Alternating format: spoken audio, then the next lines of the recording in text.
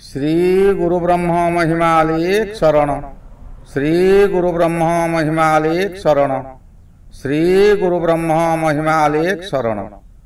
गुरु कृपा YouTube channel तरफरु आपण मानकु स्वागत जनाई आज आरंभ करने को जाउची 2025 मसीहा जुलाई मासरे मेष ठारू मीन पर्यंत 12 गोटी राशिर मासिक राशिफल। यही राशिफल आरंभ करने पूर्वरु आपण मानकु मोर अनुरोध, जेउ माने प्रथम करी यही चैनल को आसीचंती से माने गोटिए सब्सक्राइब करंतु और पाखरे आसुथिबा बेल आइकन को दबाई दियंतु, जहा द्वारा कि आमर जेउ समय रे वीडियो अपलोड हेबो सर्वप्रथमे आपण मानक पाखरे पहुंची पारिबो। यही चैनल रे आमर ज्योतिष बाबद रे समस्त विषय आलोचना करा जाए। आपणकर जन्म तारीख, जन्म समय, जन्म स्थान तले दिया जाउथिबा ईमेल आईडी रे पठांतु। आम्भे एठारे ताहार गणना करी आपणकर फलाफल सहित तार प्रतिकार मध्य आपणकु जणाई देबु। आसंतु एबे जानिबा 2025 मसीहा जुलाई मासरे वृष राशि मासिक राशिफल।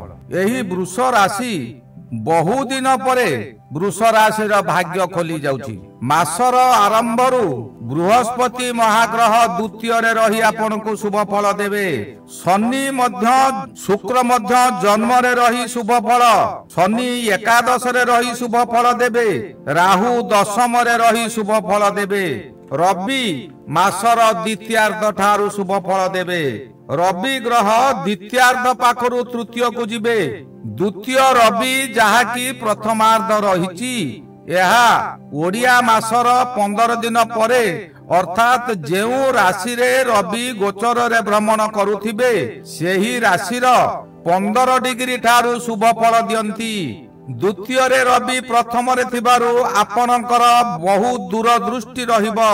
बहु विषय आपण भाबी चिंती कार्य करिवे। अर्थ उपार्जन रे आपणकर विभिन्न बाट खोली जिवो। आपण शांत शिष्ट भाव रे कार्य करिवे। बहु अर्थ आमदानी रो बाट खोली जिवो। एही समय रे आपणकु कोनोसी व्यक्ति मीठा मीठा कथा कहि आपणकु सहाय्य करिवो। सावधान होई रुहंतु, नचेत से व्यक्ति मध्य आपणकर भात हांडी भांगी देई पारे। मासर द्वितीयार्ध रे रवि तृतीय को गोचर रे भ्रमण करिवे। तृतीय रे रवि गोचर रे भ्रमण करुथिबा समय रे आपणकु वरदान सदृश फल मिलिबो। आपणकर आय पूर्वरु जहा थिला ताहा 2 गुण रे परिणत हेबा किछि असंभव नुहे। आपणकर प्रत्येक कार्य रे सम्मान मिलिबो, प्रशंसा मिलिबो। शरीर रे आपणकर शक्ति जागृत हेबो। जेउ कार्य करिबा को चाहिबे तही रे आपणकु स्वाधीनता मिलिबो। पूर्वरु लागिथिबा शत्रु माने आपणकर पराक्रम देखि भय रे आत्मगोपन करिवे। मानसिक आपणकर सक्रिय रहिबा द्वारा आपणकर शक्ति वृद्धि हेबो। आपणकर परिवार मध्य रे समस्तंकर स्वास्थ्य उत्तम रहिबो और आपण शांति रे रहिबे। परिवार रे समस्तंकर शरीर सुस्थ हेबा कारणरु आपणकर मन रे बल और पराक्रम वृद्धि हेबो। आपण जेउ व्यवसाय करूछंती से व्यवसाय रे आशा ठारू अधिक लाभवान हेबे। जेउ माने चाकरी करूछंती सेमानक सकाशे उपदिष्ट ऑफिसर बहु खुशी होई आपणकर चाकरी रो प्रमोशन पाई सुपारिश करिवे। एही समय रे आपणकर पदोन्नति होई पारे किंबा एही समय रे आपणकर वेतन वृद्धि होई पारे। यह किछि असंभव नुहे। बृहस्पति महाग्रह द्वितीय रे भ्रमण करूछंती। द्वितीय बृहस्पति धन घर हेतु अधिक शुभ फल दियंती। यही समय रे केतक क्षेत्र रे आपण यह अनुभूत करै पारिबे नाही। कारण हेला जे विगत 2 वर्ष धरी गोटिए वर्ष द्वादश बृहस्पति और गोटिए वर्ष जन्म बृहस्पति भोग होई आपण को पीड़ा देउथिले। ସେଇଥି ସକାଶେ ଆପଣ ଏହି ସମୟରେ ପ୍ରଥମରୁ ବୃହସ୍ପତିର ଶୁଭ ଫଳ ଜାଣିପାରିବେ ନାହିଁ। ଏହି ସମୟରେ ଆପଣଙ୍କୁ ଅପ୍ରତ୍ୟାଶିତ ଭାବେ ଧନ ଆଗମନ ହେବ। ଆପଣ ଯେଉଁ କାର୍ଯ୍ୟ କରିବାକୁ ଚାହୁଁଛନ୍ତି ତାହା ଏହି ସମୟରେ ପୂରଣ ହେବ। ପରିବାର ମଧ୍ୟରେ ସୁଖ ଶାନ୍ତି ଫେରି ଆସିବ। ଆପଣଙ୍କ କଥାର ଓଜନ ରହିବ। ଆପଣ ଯାହାକୁ ଯେଉଁ କଥା କହିବେ ସେ କଥାକୁ ସମସ୍ତେ ଗୁରୁତ୍ୱ ଦେବେ। ଆପଣଙ୍କର ମାନ୍ୟତା ବଢିବ।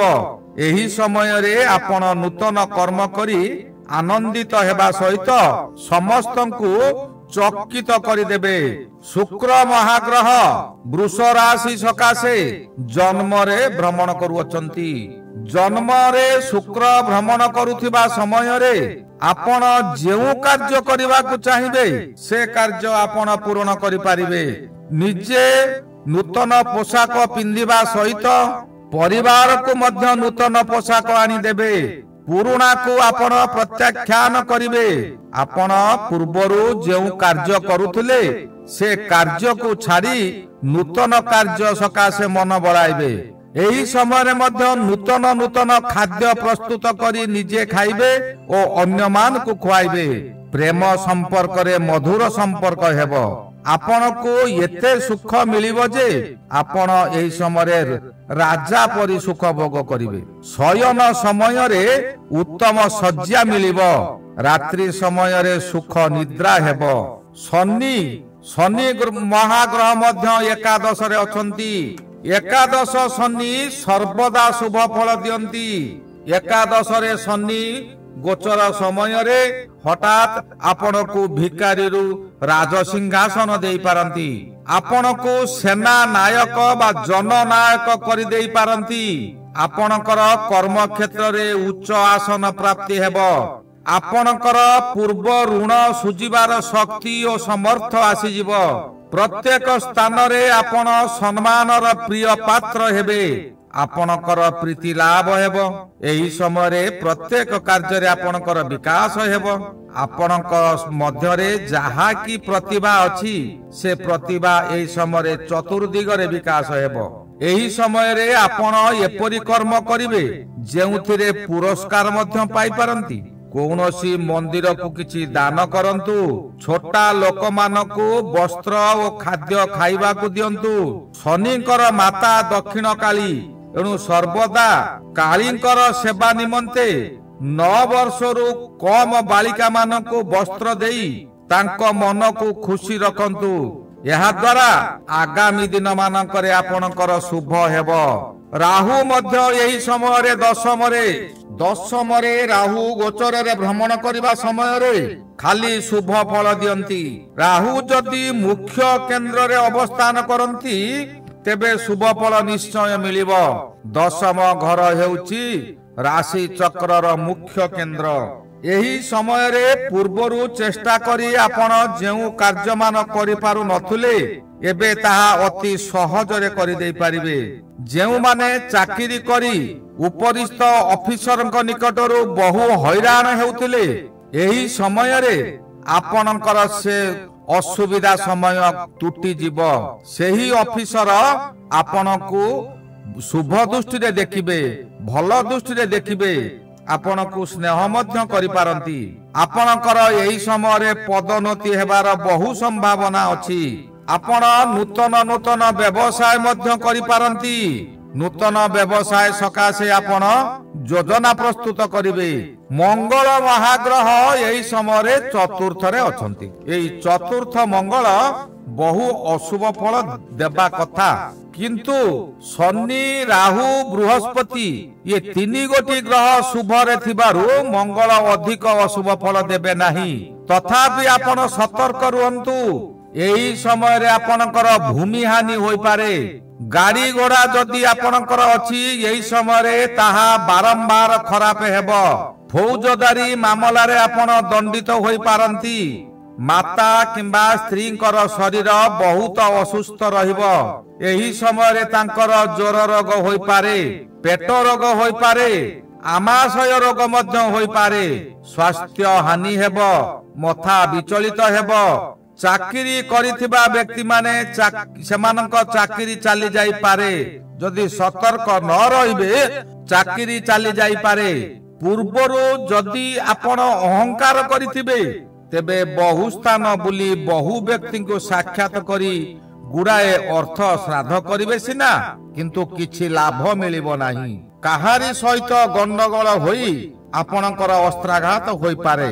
मास आरंभरु जदि आपण रक्तदान करि दे पारंती तेबे किछिटा शुभ फल मिलिबो। बुध महाग्रह एई समय तृतीय रे भ्रमण करुछंती। तृतीय बुध अशुभ फल दियंती। बुध हेले बाणी ग्रह आपणकर कथावार्ता रे तालमेल रहिबो नाही। आपण जेउ समय जहा सहित कथावार्ता करुछंती खूब सावधान सहित कथावार्ता करंतु। यही मुखरे अमृत यही मुखरे विष मध्य अछि। आपण जदि भल भावरे शांतशिष्ट भावरे कथा कहउथिबे तेबे आपण को केबे विपद पड़िबो नाही। जेते बड़ शत्रु हेइथांतु ना काहेकि तांको सामना रे बसी जदि आपण मधुर मधुर कथा गुड़िए कहिबे तेबे शत्रु मध्य विमोहित होई आपणकर कोनोसी क्षति करिबो नाही। एही समय रे बहु व्यक्ति अजथारे कंटा बाड़े लुगा पकाई कली करिला भली करिवे। आपण कोनोसी भूल कार्य करि नथिबे किंतु आपण को सेमाने भूल काम रे पकाइबा सकासे विभिन्न प्रकार फंदी फिकर करिवे। आपण सावधान रुहंतु। सर्वदा प्रभुंक ऊपर भरोसा रखंतु। बुध महाग्रह आपण को निश्चय भल बाट को नेबो। असत कथा आपणक तुंडरे देव नाही। आपणकर कथा गुड़िक अमृत भली होई पारे। एही गला 2025 मसिया जुलाई मासरे वृष राशि मासिक राशिफल। श्री गुरु ब्रह्म महिमा अलेख शरण। श्री गुरु ब्रह्म महिमा अलेख शरण। श्री गुरु ब्रह्म महिमा अलेख शरण शरण शरण।